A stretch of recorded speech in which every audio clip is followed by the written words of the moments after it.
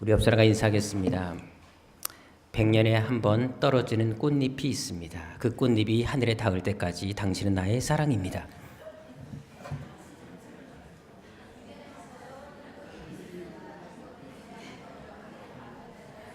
웃기만 하고 계시는데 무슨 말인지 잘 모르시는가 봐요. 100년에 한 번 떨어지는 꽃잎이 있는데 그 꽃잎이 하늘에 닿을 때까지 당신은 내 사랑입니다.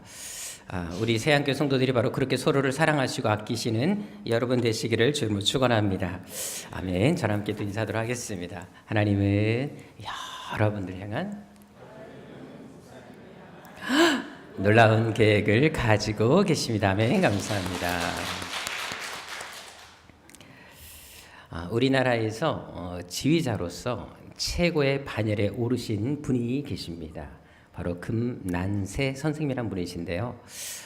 이분에 대해서 인터넷 검색해 보시면 알겠지만 정말 음악적으로는 정말 대단한 분이시고 스펙, 경력, 수상 이 모든 것들을 보더라도 어마어마한 분이라는 사실을 알게 됩니다. 근데 이분이 이렇게 높은 자리에 오르기까지 이분이 또 어떤 일을 겪었는 줄 아십니까? 그분의 수기를 보니까 중학교 입시에도 이미 떨어졌다고 합니다. 또한 고등학교 입시에도 떨어졌다고 합니다. 또 대학을 졸업한 이후에는 이제 베를린 예술대학 음대 입시를 치렀는데 거기서까지 떨어졌다고 하십니다. 그분의 삶은 계속해서 실패의 연속이었다는 겁니다. 그래서 실에 빠져 좌절하고 있을 때 한 교수님이 이분에게 와서 이렇게 말을 했다고 합니다. 사람들은 나중에 당신이 훌륭한 지휘자가 됐을 때 그것에 관심을 가질 뿐 지금의 실패는 전혀 관심을 두지 않을 거다. 성공했을 때 그 자리에 올랐을 때를 기억하지 과거의 실패는 기억하지 않는다. 이 말에 용기를 얻었다고 합니다. 그래서 결국은 그 자리까지 최고의 자리까지 오르게 되었다는 이야기를 듣게 됐습니다. 결국 이분이 그러한 자리까지 오를 수 있었던 것은 바로 이렇게 그분 곁에서 그분을 지지해주고 격려해줬던 교수님이 계셨다라는 사실들을 우리는 알 수가 있습니다. 사실 우리도 인생을 살다 보면 늘 우리에게 좋은 일만 일어나는 것은 아닙니다. 어떤 위기의 순간, 고난의 그런 시기가 올 때가 있습니다. 아마 지금 바로 그런 시기를 겪고 있는 분도 없지 않아 있을 것입니다. 하지만 우리가 그 위기 속에서 반드시 기억해야 될 것은 언제나 우리를 응원해 주시고 밀어주시고 도와주시는 주님이 계시다라는 사실입니다. 그래서 오늘 본문을 통해서 우리가 잘 알 수가 있습니다. 먼저 오늘 본문을 이해하기 위해서는 요한복음 13장의 내용부터 알 필요가 있습니다. 요한복음 13장은 어떤 내용이 나와 있습니까? 우리가 너무나 잘 아는 대로 예수님이 최후의 만찬을 자리에서 제자들의 발을 씻기는 장면이 나오는 것을 볼 수가 있습니다. 이때는 예수님이 십자가 지기 전날 밤이었습니다. 자, 예수님은 정말 마음을 다해서 사랑으로 제자들의 발을 씻기는 것을 볼 수 있는데, 근데 이때 어떤 일이 벌어집니까? 마음 아프게도 가룟 유다의 배반이 본격화되는 것을 볼 수가 있습니다. 또한 여기 보게 되면 가장 믿었던 수제자였던 베드로의 배반 예고가 나오는 것 또한 볼 수가 있습니다. 따라서 지금 요한복음 13장에서 예수님의 마음 상태는 그렇게 좋은 상태가 아니었다라는 것을 우리가 짐작할 수가 있습니다. 다시 말해서 많은 제자들, 대부분의 제자들이 예수를 버리고 떠날 것을 아셨기 때문에 매우 불편한 가운데서 성만찬 예식이 진행되었다라는 사실을 우리는 알 수 있다라는 것입니다. 자, 그렇다면 여러분들 이런 모든 제자들의 마음을 알고 계시는 예수님의 마음이 어떻겠습니까? 그런데도 예수님께서는 이런 제자들을 향해서 어떤 마음을 품고 계셨습니까? 우리 요한복음 13장 1절에 보게 되면 이때 예수님이 제자들을 향해 가졌던 마음을 잘 알 수가 있습니다. 바로 세상에 있는 자기 사람들, 바로 제자들을 얘기하는 것입니다. 사랑하셨지만 어떻게 사랑하셨다? 끝까지 사랑하셨다는 사실을 알 수가 있습니다. 자기를 배반할 제자들임에도 불구하고 그들을 향해 변함없는 사랑을 가지고 계시는 예수님의 모습을 볼 수 있다는 것입니다. 게다가 이렇게 제자들, 자신을 배반할 제자들의 발을 씻기신 이후에 그들을 위해 특별히 이제 마지막 고별 설교를 하시는데요. 그것이 바로 요한복음 14장부터 16장까지의 내용인 것을 우리는 알 수가 있습니다. 그런데 이때도 어떤 말씀을 하십니까? 사실 몇 시간 후가 되면 모두 당신을 배반할 제자들이었습니다. 그럼 그들을 향해서 솔직하게 좀 독설, 저주를 좀 퍼부어도 되지 않겠습니까? 어제 인터넷 블로그에 한 보니까 자전거를 훔쳐간 도둑을 향해서 어떤 한 사람이 이제 글을 남겨놓은 것을 보았습니다. 그래서 그 자전거를 잃어버린 그 장소에다가 종이에다 글을 써서 붙여놓은 것을 보았는데요. 이렇게 쓰여져 있었습니다. 내 자전거 훔쳐간 개 XX에게 그 자전거 우리 할아버지가 주신 건데 훔쳐가니 좋냐? 좋아? 저주할 거야 이 나쁜 놈아 한 다음에 이렇게 말을 써놨습니다. 집에서 바퀴벌레 나와라. 물 마시다가 살에 걸려라. 문에 새끼발가락 찧어라. 컵라면에 찬물 부어라. 똥 싸는데 휴지 없어라. 양말 한 짝씩 다 없어져라. 이빨 썩어서 신경치료 받아라. 치킨 시켰는데 다리 하나만 와라. 버스 타다가 중심 못 잡아서 넘어져라. 훔친 자전거 타다가 바퀴 터져라. 이렇게 글을 써놓은 것을 보았습니다. 정말 참 대단한 사람이다라는 생각을 좀 하게 됐는데요. 사실 우리도 그렇지 않습니까? 만약 우리에게 해를 끼치는 사람이 있으면 어떤 마음이 듭니까? 받은 만큼 돌려주거나 아니면 그 이상으로 대갚아 주고 싶은 마음이 우리 안에 들지 않습니까? 그렇다면 예수님께서는 어떠셨을까요? 그렇게 3년 반 동안 가르쳤고 훈련시켰음에도 불구하고 당신을 배반할 자들입니다. 근데도 예수님은 그들을 끝까지 사랑하셨다는 것입니다. 뿐만 아니라 마지막 설교에서도 어떤 말씀을 하고 계십니까? 요한복음 14장 16절을 쭉 읽어보시면 알겠지만 16장까지 쭉 읽어보시면 알겠지만 그 고별 설교에는 제자들을 향한 어떤 책망의 말씀도 찾아볼 수 없다는 것입니다. 오직 그들을 위로하고 격려하는 말씀만 하시는 것을 볼 수 있다는 것입니다. 즉 예수님은 당신 자신이 누구보다 힘드셨음에도 불구하고 자신의 고통보다 타인의 고통에 더 관심을 가지고 계셨고 그들을 위로하고 격려하는 메시지를 주셨다는 사실을 우리는 알 수가 있습니다. 그렇다면 왜 제자들에게 그렇게 하신 것일까요? 이때 제자들의 마음 상태가 그리 좋지는 않았습니다. 바로 불안과 두려움 속에 근심 속에 놓여 있었던 것을 알 수가 있습니다. 사실 제자들이 지금까지 예수를 따랐던 이유가 무엇입니까? 바로 세상에서 성공하기 위해서 예수님을 따라다녔습니다. 출세하기 위해서였다는 것입니다. 즉 제자들이 원했던 것은 세상에서 잘 되는 것이었다는 겁니다. 그래서 생업도 포기하고 예수님이 로마 정부를 때려부시고 위대한 유대의 왕이 됐을 때 그 옆에서 한 자리를 차지하고 싶어서 예수를 따라다녔던 사람들이 제자들이었다는 것입니다. 그런데 3년이 지난 지금 예수님이 가장 인기 절정에 계셨을 때 갑자기 십자가에 죽으신다는 충격적인 말씀을 하십니다. 그것도 한 번이 아니라 여러 번 걸쳐서 말씀을 하셨습니다. 그렇다면 지금까지 예수를 따라다녔던 제들의 그 꿈은 어떻게 되겠습니까? 예수님이 죽고 나면 모든 것이 하루아침에 물거품이 되고 말 것이었습니다. 그래서 어떻게 하든지 간에 예수님이 십자가에 죽어 돌아가시는 것을 말리고 싶었습니다. 배반을 해서라도 예수님의 마음을 돌이키고 싶었던 것이 제자들의 마음이었다는 것입니다. 그런데 예수님은 제자들의 이런 마음을 너무나 잘 알고 계셨습니다. 그러니 더 얼마나 마음이 불편하시겠습니까?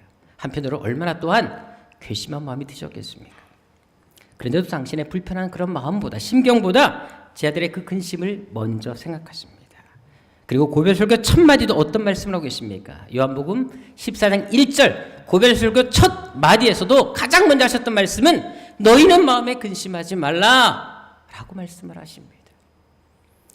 자기들 스스로 잘못된 신앙으로 인해서 잘못된 따름으로 생긴 근심에서도 불구하고 오히려 그들을 위로하는 메시지를 던지는 것을 볼 수 있습니다.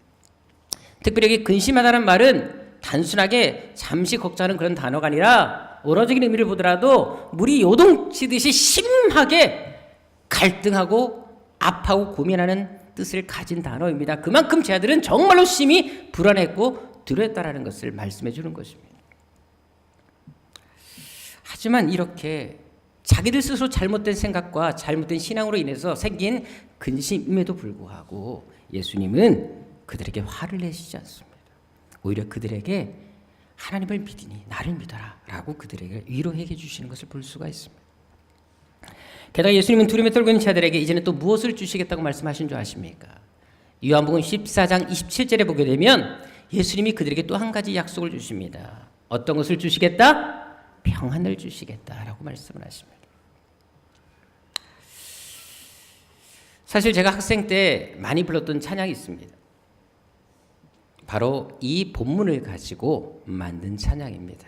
혹시 아시는 분들이 있을 것 같은데요. 어떤 노래죠? 평안을 너에게 주노라 세상이 줄 수 없는. 자, 이 찬양 가사가 바로 여기를 가지고 만든 찬양입니다. 자, 근데 여기서 주목할 것이 있습니다. 분명히 주 예수님께서 너에게 평안을 주시겠다 말씀하시는데, 근데 어떤 평안을 주시겠다 말씀하십니까? 세상이 알 수도 없고 세상이 줄 수도 없는 평안을 주신다고 말씀하십니다. 자, 그렇다면 세상이 알 수 없는 평안, 세상이 줄 수 없는 평안이 무엇일까요? 사실 우리가 평안하면 어떤 것을 우리는 떠올립니까? 환난이나 고난이 전혀 없는 모든 일들이 잘 되는 그런 평안을 원하십니다. 전에 어떤 목사님이 이런 말을 하신 것을 봤습니다. 신통한 자는 영통하게 되고 영통한 자는 인통하게 되며 인통한 자는 물통하게 되고 물통한 자는 만사형통하게 된다. 무슨 말인지 아시겠습니까? 하나님과 잘 소통하는 사람은 영적으로 잘 소통이 될 것이며 영적으로 소통이 잘 되는 사람은 사람과의 관계도 인통, 잘 통하게 될 것이며 또 사람과 소통이 잘 되게 되면 물질적인 소통, 하나님께서 물질적인 축복을 주실 것이며 물질의 축복과 함께 모든 일이 잘 되는 만사형통의 축복이 따른다. 5가지 축복을 얘기합니다. 신통, 영통, 인통, 물통, 만사형통. 한번 우리 같이 해볼까요? 신통한 자는 영통하게 되고 영통한 자는 인통하게 되며 인통한 자는 물통하게 되고 물통한 자는 만사형통하게 된다. 2018년에 우리 새한교회 모든 성도들에게 이 5가지 통이 임하시기를 주님으로 축원합니다. 야, 그렇다면 여러분 한번 생각해 보십시오. 우리는 다 이렇게 모든 것들이 잘 되기를 바라는 마음을 누구나 가지고 있습니다. 그렇다면 예수님께서 세상이 줄 수 없는 평안을 주신다고 했으면 적어도 이런 복들, 이런 형통의 은혜들이 몇 가지는 있어야 되지 않겠습니까? 그런데 놀랍게도 예수께서 말씀하신 평안은 우리가 생각하는 그 평안과 너무도 다르다라는 사실입니다. 그것은 오늘 본문 요한복음 16장 33절을 통해서도 너무나 잘 알 수가 있습니다. 오늘 본문은 고별 설교의 마지막 결론 부분입니다. 근데 예수께서 여기서 다시금 평안을 약속하시는 것을 볼 수가 있습니다. 하지만 오늘 본문에서 말씀하신 평안은 어떤 평안을 얘기합니까? 오늘 본문 다시 한번 읽어보도록 하겠습니다. 시작. 이것을 너희에게 이르는 것은 너희로 내 안에서 평안을 누리게 하려 함이라. 세상에는 너희가 환난을 당하나 담대하라. 내가 세상을 이기었노라. 참, 여기서 보게 되면 참 이해할 수 없는 말씀을 하고 계시는 것을 볼 수 있습니다. 어떤 것을 말씀하십니까? 평안을 누리게 하겠다 말씀하셨는데 세상에서 너희가 무엇을 당한다? 환난을 당한다 말씀하십니다. 사실 이것도 노래로 만들어졌다는 사실 아십니까? 제가 이 노래를 또 많이 부르기도 했었는데 여러분들 혹시 신앙생활 오래 하신 분들은 아실 수도 있을 것 같은데요. 우리 황 집사님 아실 수도 있겠네요. 이것을 너희에게 이름은 너희로 내 안에서, 이런 찬양이 있습니다. 이 요한복음 16장 33절을 간들고 만든 찬양입니다. 자, 그런데도 지금 말씀한 것처럼 분명히 하나님께서, 예수님께서 우리에게 평안을 약속하셨는데 어떤 평안이다? 세상에서 우리가 무엇을 당한다? 환난을 당한다. 여러분, 성경에서 말하는 평안, 예수님께서 여러분들에게 주시겠다는 그 평안은 모든 일이 다 잘되고 환난이 없는 평안을 말씀하신 적이 없다라는 사실입니다. 오히려 환난 중에 얻는 평안, 고난 속에서 얻는 평안을 말씀했다는 사실을 우리는 주목할 필요가 있습니다. 전에 극동방송을 듣다 보니까 어떤 목사님이 자기 교회 권사님 한 분의 이야기를 하시는 것을 들어보았습니다. 아들을 하나 있었는데 아들이 교회를 다니지 않는다 그래요. 근데 이 아들이 너무나 하는 일들이 잘 안 되고 백수로 있는데 답답했는지 이게 점을 보러 갔다 그럽니다. 근데 점쟁이가 어떻게 얘기했냐면 혹시 집안에 예수 믿는 사람이 있냐 물어보더라는 거예요. 그래서 엄마가 권사라 그랬더니 엄마 때문에 당신 일이 안 된다고 얘기했다는 거예요. 그래서 집에 와서 엄마한테 상의를 한 거예요. 엄마, 내 일이 꼬이는 이유가 엄마가 교회 다니고 권사라서 그렇대 라고 했답니다. 자, 이때 엄마가 어떻게 하는 것이 정상이겠습니까? 당연히 아들을 전도해서 교회를 나와야 되는데, 아 그래? 그럼 엄마가 양보해야지. 그리고는 바로 교회를 그만두셨다고 합니다. 그래서 목사님이 신방을 가셨대요. 가셔서 왜 권사님 왜 교회 안 나오시냐고 그랬더니 우리 아들이 직장이 안 돼가지고 내가 교회 다니면 계속 안 된다 그래서 당분간 우리 아들이 잘 될 때까지 교회 좀 쉬겠습니다 하더라는 것입니다. 여러분들. 어떤 분들은 예수를 잘 믿으면 모든 일이 다 잘 되고 복만 받는다는 말을 할 때가 많습니다. 물론 무조건 틀리다라는 것은 아닙니다. 하지만 이것만 강조하게 되면 어떻게 되는 줄 아십니까? 이것은 기독교의 진리가 아닙니다. 이것은 미신에 가까운 종교라는 사실을 알 필요가 있습니다. 왜? 무당을 찾아가거나 미신을 믿는 사람들은 어떤 것을 원합니까? 집안에 애군이 없어지거나 우환이 사라지는 것을 원합니다. 다시 말해서 환난이나 고난이 없는 평안을 원한다라는 것입니다. 그런 삶을 그들이 간절히 바란다라는 것입니다. 하지만 오늘 본문을 보십시오. 예수께서 말씀하신 평안은 그런 평안이 아니었다라는 것입니다. 이것은 예수 믿는 사람도 믿지 않는 사람도 누구나 다 고난을 당할 수 있다라는 사실을 전제하는 것입니다. 왜? 우리가 얻는 평안은 환난이 없는 평안이 아니라 환난 중에 얻는 평안이 있기 때문에 그렇다는 사실입니다. 다시 말해서 예수 믿는 사람도 고난을 당할 수 있다라는 것입니다. 하지만 믿는 사람과 믿지 않는 사람의 차이가 무엇인 줄 아십니까? 믿는 사람들은 환난 중에서도 그 평안을 누린다라는 것입니다. 그래서 이 평안은 세상이 줄 수 없는 평안입니다. 세상이 알 수도 없는 평안입니다. 왜? 세상 사람들은 환난을 당할 때 인상을 찡그리고 원망하고 불평하지만 예수 믿는 사람들은 환난 속에서 오히려 더 평안을 누릴 수 있기 때문에 그렇다라는 것입니다. 이것은 환경의 문제가 아니라는 것입니다. 그것은 다윗의 생애를 통해서도 우리가 잘 알 수가 있습니다. 사무엘하 15장에 보게 되면 다윗이 자기가 사랑했던 믿었던 아들 압살롬에게 배반을 당하였어요.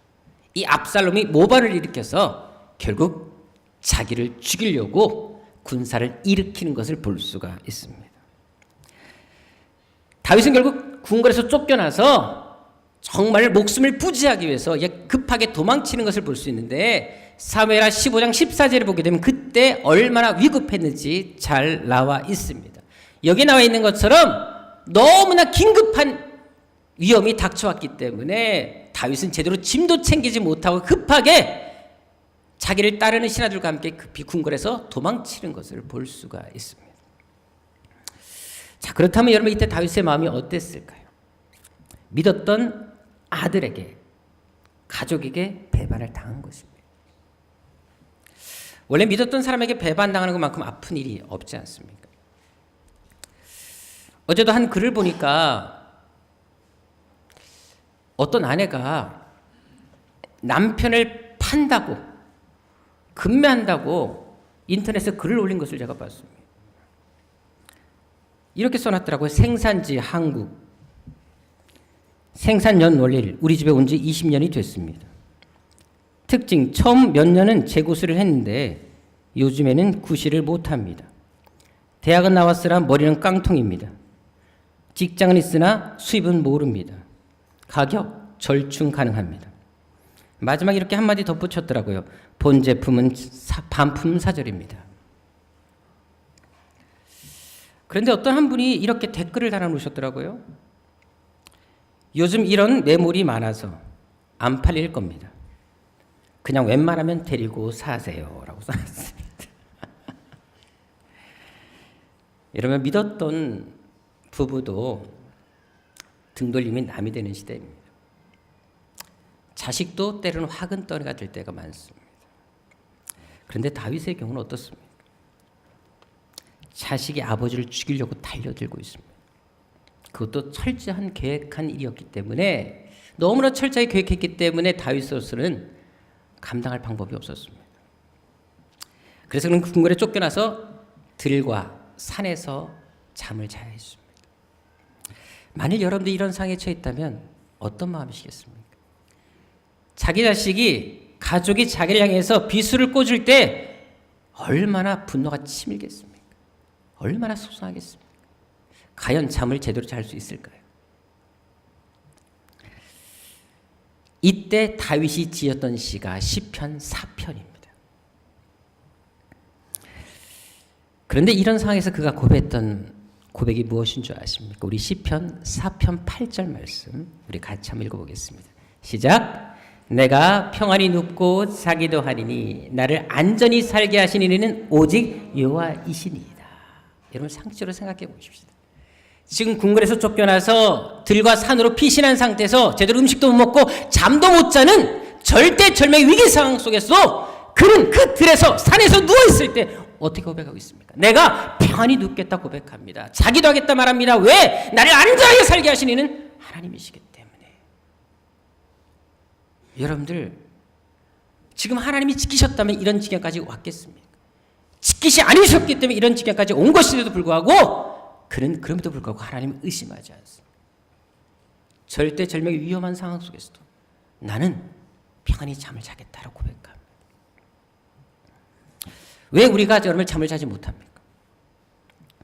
왜 우리가 환난 가운데 절망합니까? 평안의 문제는 환경의 문제가 아니라 믿음의 문제라는 것입니다. 환난의 크기이기 때문이 아니라 우리가 온전히 믿음에 서 있지 못하기 때문에 불안해하고 두려워한다는 것입니다. 그것은 사도 바울을 통해서도 알 수가 있습니다. 바울이 빌립보에서 억울하게 매를 맞고 감옥에 갇혔을 때 그가 했던 것이 무엇입니까? 사도행전 16장 25절에 보게 되면 그는 그 감옥 속에서 깊은 내옥에서 쇠사슬에 묶여있는 그 상태에서도 하나님을 찬송하는 것을 볼 수가 있습니다. 억울하고 이해할 수 없는 상황이 벌어졌지만 오히려 하나님께 감사하는 모습을 볼 수 있다는 것입니다. 다시 말해서 인생의 고난의 문제는 환경의 문제가 아니라 믿음의 문제인 것을 믿음의 사람들을 통해서 우리는 분명히 알 수가 있다는 것입니다. 그렇다면 어떻게 이렇게 할 수 있었습니까? 이 빌립보 감옥에서 어떻게 그가 이렇게 하나님을 찬송할 수 있었습니까? 그가 빌립보를 향해 쓴 편지를 보게 되면 그 이유를 잘 알 수가 있습니다. 빌립보서 4장 13절 말씀, 우리가 너무나 잘 아는 말씀, 내게 능력 주시는 자에서 내가 모든 것을 할 수 있다. 내가 어떤 환경에 처했든지 간에 감옥에 갇힐지라도 내가 굶줬을지라도 매를 맞을지라도 나는 그 안에서 자족하기를 배웠다. 만족할 수 있다. 왜? 내게 주시는, 내가 함께 하시는 주님이 계시기 때문에. 바로 이 믿음으로 그는 모든 것을 극복해내는 것을 볼 수가 있습니다. 그것은 우리도 마찬가지입니다. 만일 여러분들이 지금 어떤 어려움에 처해 있다면 힘들어하지 마시라는 것입니다. 우리에게는 주님이 계십니다. 이 믿음에 우리가 굳게 서 있는다면 무엇이 우리를 건드릴 수 있으며 무엇이 우리를 해할 수 있겠습니까? 우리 안에는 주님이 계시다는 사실, 눈에 보이지 않는다 할지라도 환경이 달라지지 않는다 할지라도 하나님께서 반드시 나와 함께하는 그 사실, 그것을 믿는 믿음으로 이 어려움들 우리는 얼마든지 극복할 수 있다는 것입니다. 그래서 예수께서 말씀하시는 겁니다. 너희가 환난을 당하나 내가 너에게 평안을 줄 것이다. 바로 믿음의 근간 평안을 말씀하시는 것입니다. 우리가 한 가지 아실 것이 있습니다. 하나님께서 우리에게 무거운 짐을 지게 하셨다면 또한 그것을 감당할 수 있는 든든한 어깨도 주신다는 사실을 우리는 기억할 필요가 있다는 것입니다. 그래서 고린도전서 10장 13절에 보게 되면 이런 말씀이 나와 있습니다. 하나님께서 우리에게 시험을 주신다 할지라도, 때로 어려움을 주신다 할지라도 감당하지 못할 어려움을 주시는 것이 아니라 감당할 어려움을 주신다 말씀하십니다. 또한 그 시험 당할 즈음에 우리라는 것을 피할 길도 열어주시고 능히 감당할 힘을 주신다는 사실을 우리는 알 수가 있다는 것입니다. 사실 제가 요즘에 노안 때문에 이렇게 안경을 자주 씁니다. 그래서 지금 원고도 있지만 사실 잘 보이질 않습니다. 근데 요즘에 제가 여러분들 이 안경을 쓰면서 느끼는 사실이 하나 있습니다. 제가 하루는 안경을 쓰면서 제가 무릎을 딱 쳤어요. 아하, 그렇구나. 감동을 했어요. 뭔지 아십니까? 다음 주에 말씀을 드릴까요? 자, 여러분들 보세요. 안경을 쓸 때 만약에 이 귀가 없었다면 어떻게 됐을까요? 제가 갑자기 이런 생각이 들었어요. 하나님이 귀를 엿다 붙이는 이유가 있었구나. 엿다 붙였으면 안경을 어떻게 썼을까? 기가 막히게 또 한쪽에는 두 쪽을 해놨기 때문에 테두리 하나 있으면 이게 세워집니까? 두 개 쓰니까 딱 되잖아요. 또 한 가지, 코도 마찬가지. 이 코가 없었으면 입으로 내려왔을 겁니다. 하나님 정말 대단한 분이다. 인간이 어떻게 안경을 쓰실 줄 아시고 귀를 엿다 갖다 붙이시고, 좀 세게 때렸네요. 코를 엿다 갖다 붙였나? 기가 막히는 하나님이시구나.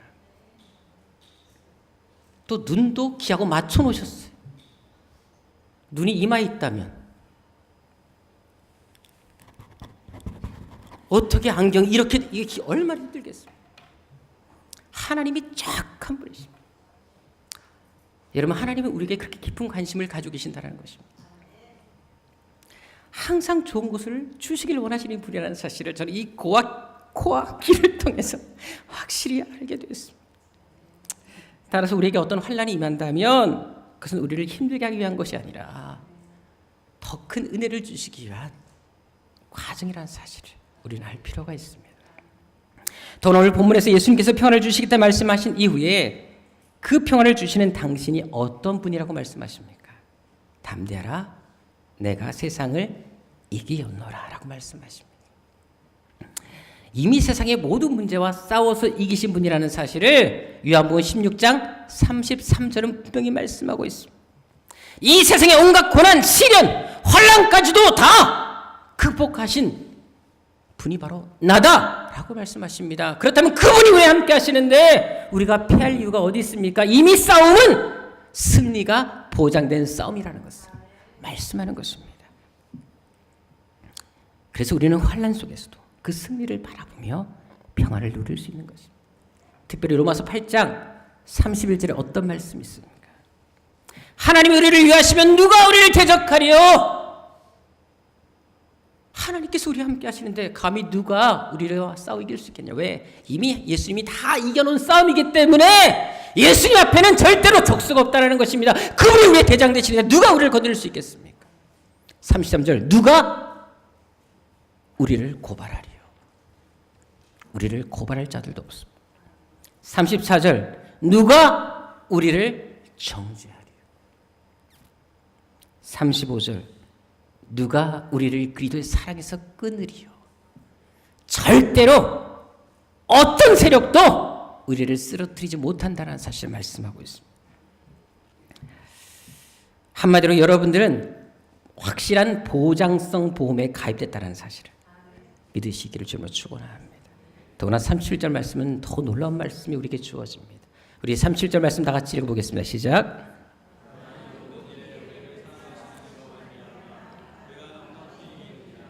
자, 여기 보게 되면 우리가 이기는데 어떻게 이긴다? 넉넉히 이긴다.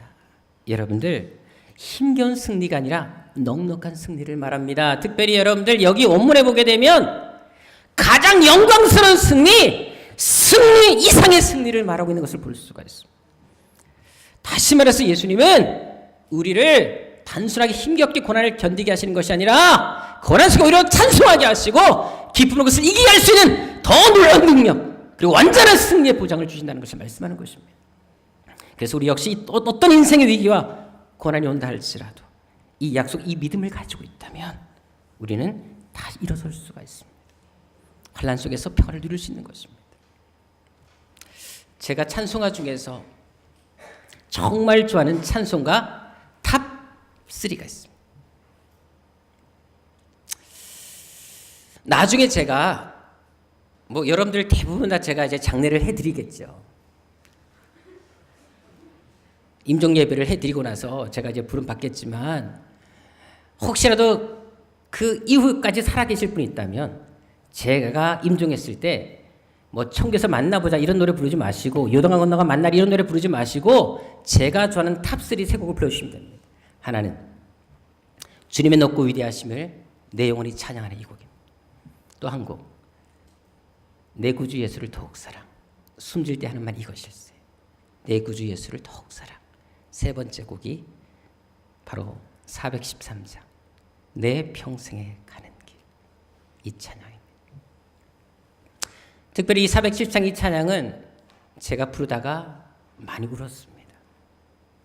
세 곡들 중에 다 감동이 있지만 이 세 번째 곡 내 평생에 가는 길 이 찬양은 부르다가 또 듣다가 감격에 겨워서 운 적이 정말 여러 번 있습니다. 왜 그런 줄 아십니까? 이 찬양이 만들어진 배경을 제가 한번 전에 잠깐 설교 시간에 말로 전한 적이 있습니다. 근데 이 배경을 제가 알기 때문에 더 감동스러워서 감격스러워서 이 찬양을 부른 적이 많았습니다. 그래서 힘들 때마다 이 찬양 부르면서 내 영혼 평안에 내 영혼 평안에 얼마나 많이 노래했는지 모릅니다. 이 시간 이 곡에 대한 영상이 제작되어 있었습니다. 그래서 영상을 통해서 한번 이 곡의 배경을 그리고 어떻게 이 곡이 지어졌는지를 한번 보시면 좋을 것 같습니다. 영상 틀어주시면 되겠습니다. 만약 여러분들이 이분 입장이라면 어떤 마음이 들겠습니까? 열심히 하나님 앞에 헌신하고 충성에도 불구하고 하나님께서 4살 아들을 데려가시고 전 재산을 화재로 다 쓸어가시고 심지어 4명의 딸 자식까지 다 물에 빠져 죽게 하셨습니다. 그럼에도 불구하고 그 속에서도 그분은 하나님이 주시는 평안을 누리면서 이 곡을 만들게 되셨습니다. 저는 그래서 이 곡을 부를 때마다 많이 울었습니다. 내 삶이 아무리 힘들고 어렵더라도 이분보다는 낫지 않겠는가. 그리고 이분처럼 나는 과연 하나님 이렇게 찬송할 수 있을까. 그래 여러분들 인생에 어떤 위기와 아픔이 올 수 있습니다. 가족 간에 갈등이 있을 수 있습니다. 질병 문제로 물질 문제로 많이 아파할 수 있습니다. 하지만 우리가 반드시 기억할 것은 그럼에도 불구하고 그 속에서 하나님은 여러분들을 사랑하신다는 사실입니다. 결국 하나님이 여러분들을 그냥 홀로 두지 않으신다는 것입니다. 그럴 때마다 어려움이 있을 때마다 하나님을 묵상하십시다. 그리고 오히려 하나님을 찬양합시다. 하나님은 나와 함께 계십니다. 내 어떤 위기와 인생 고난 가운데서도 흔들리지 않겠습니다. 어깨 피겠습니다. 주눅들지 않겠습니다. 주님 끝까지 나를 지켜주시고 믿음의 삶을 살게 하여 주옵소서. 이렇게 고백할 수 있는 세안교회 성도들이 되시기를 주 이름으로 축원합니다. 기도하겠습니다.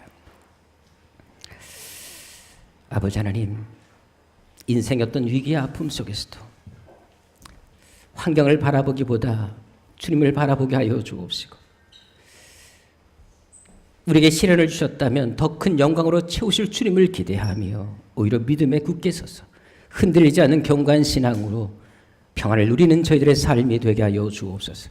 아버지 하나님, 어떤 문제를 가지고 이 자리에 나왔다 할지라도 이 시간만큼은 그 모든 문제 내려놓고 그저 하나님을 사랑하며 하나님을 찬양하며 하나님 우리 함께 하신 그 사실에 감사하는 시간이 되게 하여 주옵시고 2018 이 한 해 동안 그 신앙으로 평안을 누리는 삶이 되게 하여 주옵소서. 존귀하신 예수님의 이름으로 기도드립니다.